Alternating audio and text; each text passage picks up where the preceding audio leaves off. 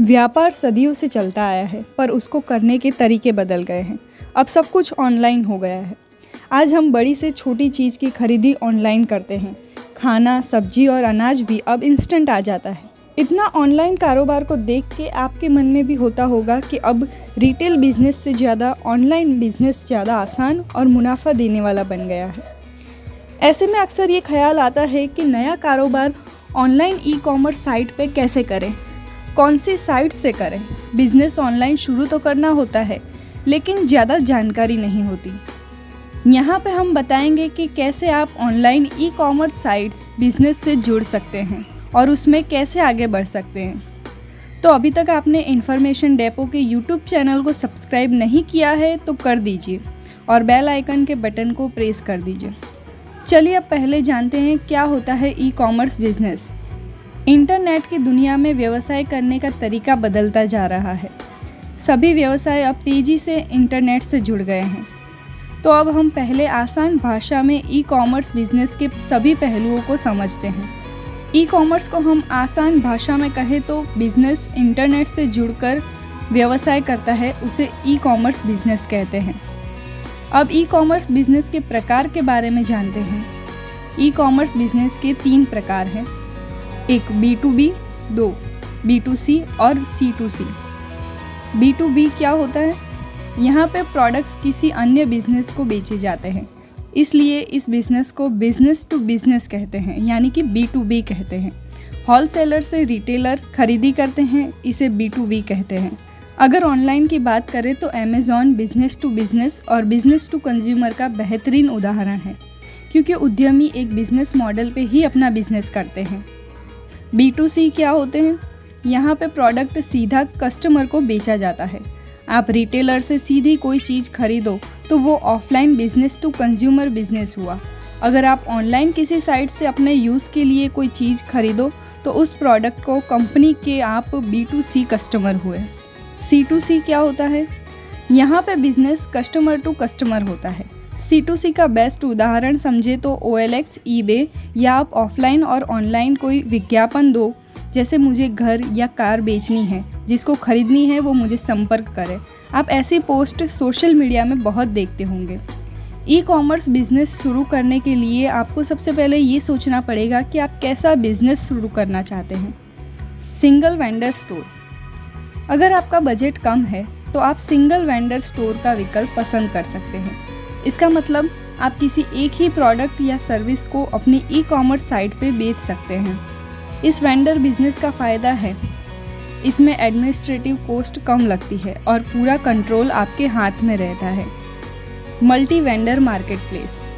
Multi vendor market place एक e-commerce platform है जो कई विक्रेताओं को अपने उत्पादों को एक स्टोर फ्रंट पे बेचने का अधिकार देता है।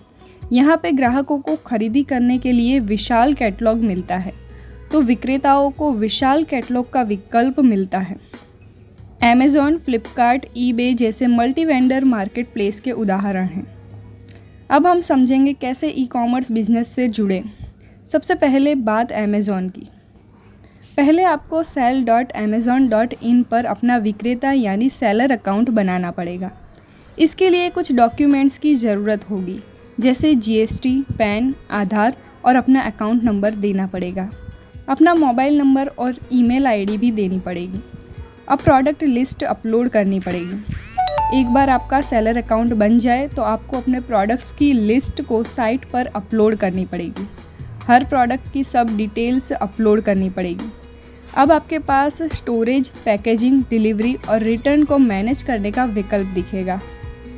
FBA या ईजी शिप अमेज़ॉन डिलीवरी और ग्राहक की ओर से रिटर्न किए जाते प्रोडक्ट को हैंडल करता है।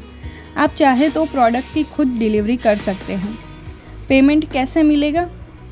डिलीवरी की प्रोसेस पूरी होने के बाद आपके प्रोडक्ट का पैसा 7 दिन में आपके बैंक अकाउंट में आ जाएगा। प्रोडक्ट बेचने पर देनी पड़ेगी रेफरल फीस। जब आप अमेज़ॉन के ज़रिए अपना प्रोडक्ट बेचते हैं तो आपको फ़ीस देनी पड़ती है।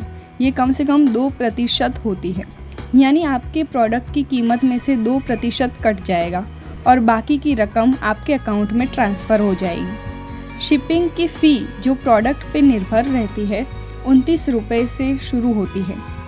फ्लिपकार्ट पर कैसे अपना सामान बेचें?